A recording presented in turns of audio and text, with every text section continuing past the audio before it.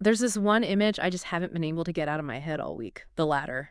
The ladder, like the one in my garage. No, the metaphorical one. The Mm. corporate ladder, the social ladder, Oh, right. the whole hierarchy of who's winning, who has the most followers. It just feels like the entire operating system of our world, and I mean, my own brain half the time is just go up. Oh, absolutely. It's the air we breathe. If you're not climbing, you're falling. Right. If you're not getting more influence or more security, you're losing. That's the story we're all in, which is exactly why the stuff we're looking at today feels, I don't know, it feels a little dangerous, like it's trying to break the whole machine. It really is. It's a total system shock. So let's set the stage for everyone. We're doing a deep dive on a message from Agape Community Church. From Pastor Florin, yeah. It's part of a series on the book of Philippians. But, and this is the part I love, we aren't just listening to the sermon. No, we went digging. We did. We have the sermon summary, which is great, but we also got our hands on the pastor's raw research notes. And that's where the real gold is. It's like seeing the 90% of the iceberg that's underwater. Totally. There's all this dense theology and historical context that, just can't fit into a 30-minute sermon. And that's our job today, right? Yeah. To unpack the stuff left on the cutting room floor. Because the main idea here isn't just, be a nice person. No, it's way more radical. The pastor calls it the kingdom inversion. This idea that the only way up is actually down. This sounds like a paradox, maybe something you'd see on a coffee mug. Right, until you dig into the source. The sermon sets this up by saying we're living in this time of ideological chaos. Everyone is just shouting to get to the top. And into all that noise, we get this letter written by the Apostle Paul from a Roman prison cell of all places. And Paul's message is basically, stop climbing. Or even more than that, it's start descending. So let's jump into the text, because the research notes highlight something I think a lot of us just read right past. We're in Philippians chapter 2, and the notes point out that verses 6 through 11, they're different. A lot of Bibles will even indent them, right? They do.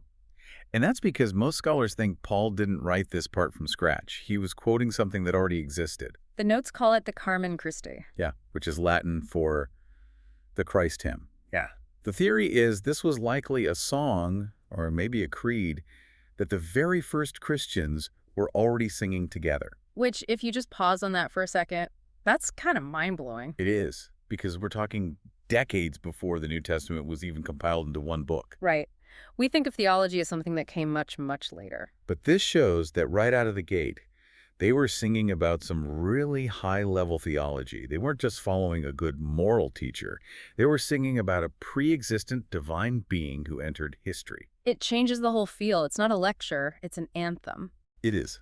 But the notes also make a huge deal about where they were singing this. We have to talk about the city of Philippi. Oh yeah, the context is everything here. Philippi wasn't just some sleepy town. The notes call it a mini Rome. It was a Roman colony, packed with retired military veterans. So super patriotic. You can just picture it, right? Statues of Caesar everywhere, flags. Intense loyalty to the empire.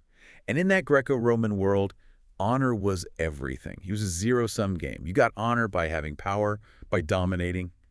Caesar was literally called Lord because he was at the top of the pile. He had the most power, so he had the most worth. And then you have this small group of Christians standing in the shadow of all that, and they're singing a song about a crucified man. Which was the ultimate symbol of shame. It wasn't just death, it was public humiliation. Rome saying, you are worthless. And in the middle of that, they're singing, no, this man is Lord. It's so subversive. Politically, socially, everything. The hymn has this structure. He pre-existed, then he became incarnate, then he died, and then only after all that, he was exalted.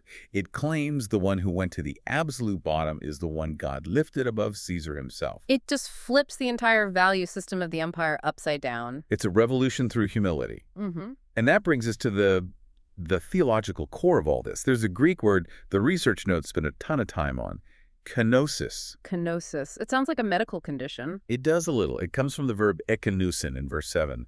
It literally means to empty. He emptied himself. Okay, I've got to play skeptic here for a sec because the notes flag this as a big point of confusion. When I hear Jesus emptied himself, my first thought is, okay, so he poured out his divinity, he stopped being God for a while. And that is the classic mistake. The notes are super clear on this. It's not that.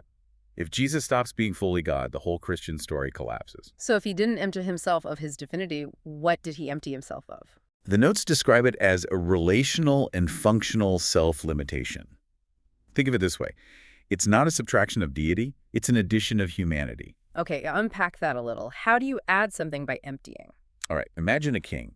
He's got the crown, the robes, the army, absolute authority. The whole 9 yards. The whole 9 yards. Now imagine he voluntarily takes off the crown, ditches the robes, and puts on the clothes of a servant to go live and work among the poorest people in his kingdom. Okay. When he's there, serving them, is he still the king?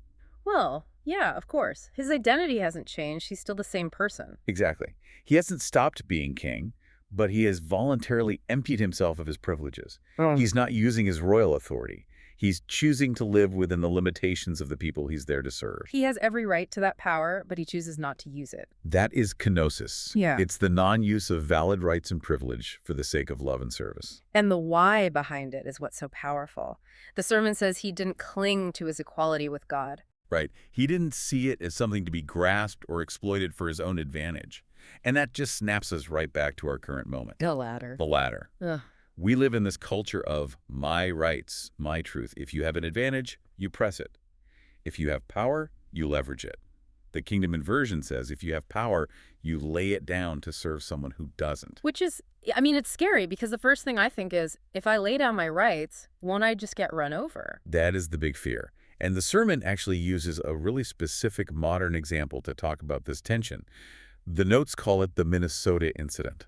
Oh, yeah, I saw that in the summary. Someone interrupted a church service. They did. An individual stood up in the middle of the service, claimed to be a minister, and just started shouting scripture to basically hijack the whole thing. Wow, that's intense. But what's interesting is how the pastor uses it in the notes. He doesn't make it about politics. He uses it as an example of counterfeit righteousness. That's the key phrase. You can be quoting the Bible, you can claim to have authority, you can be technically correct on some point.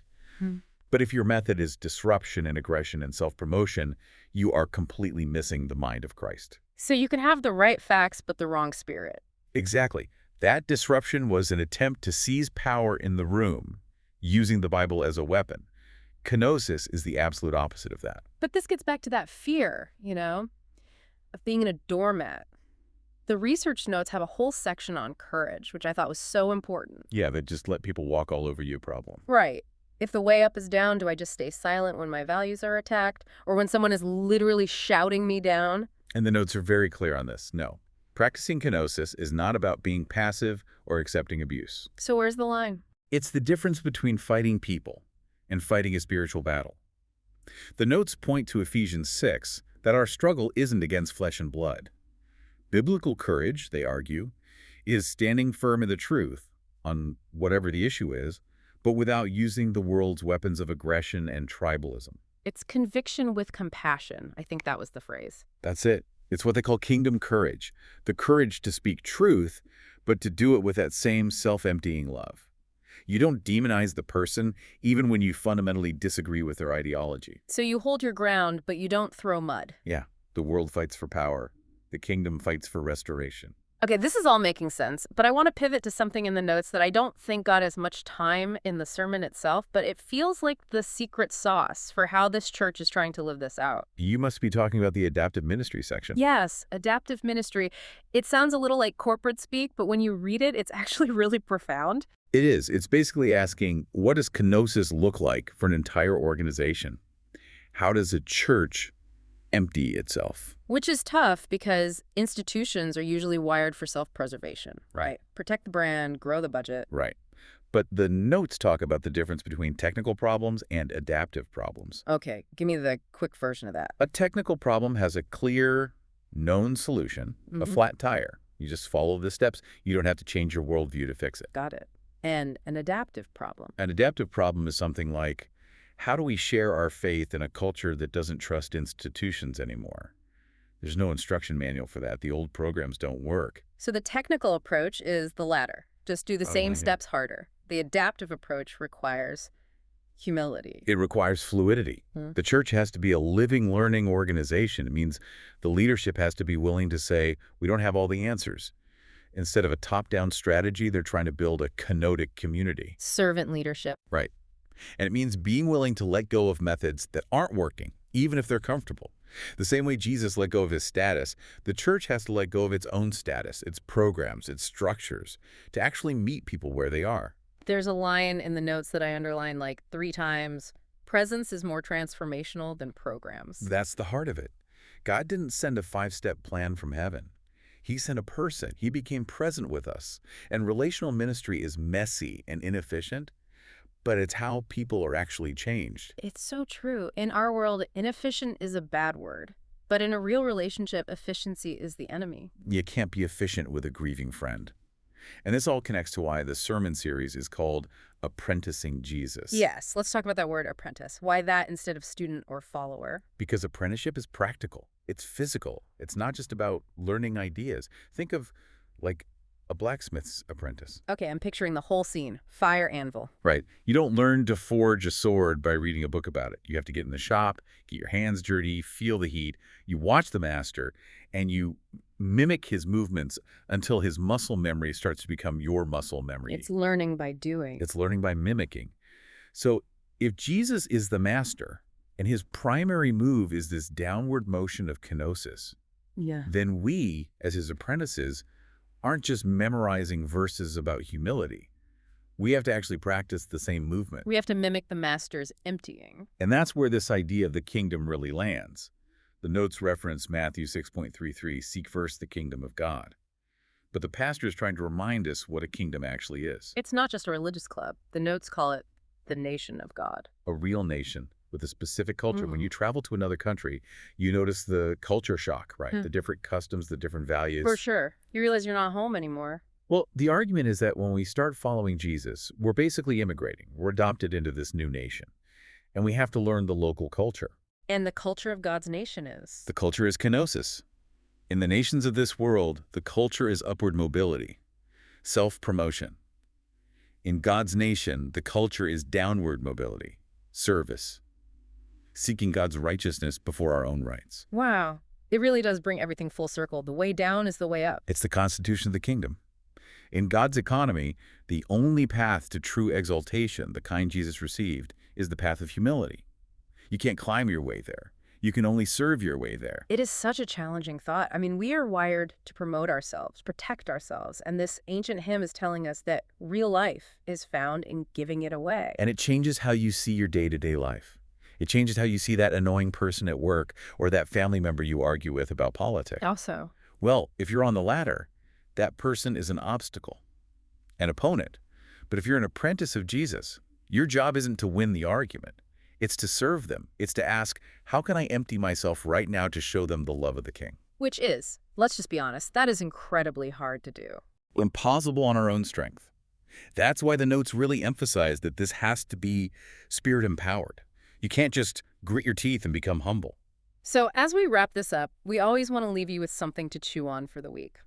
The sermon ended with a really practical question. The question is this: where is God calling you to go lower this week so he can be lifted higher? And I think we need to make that concrete.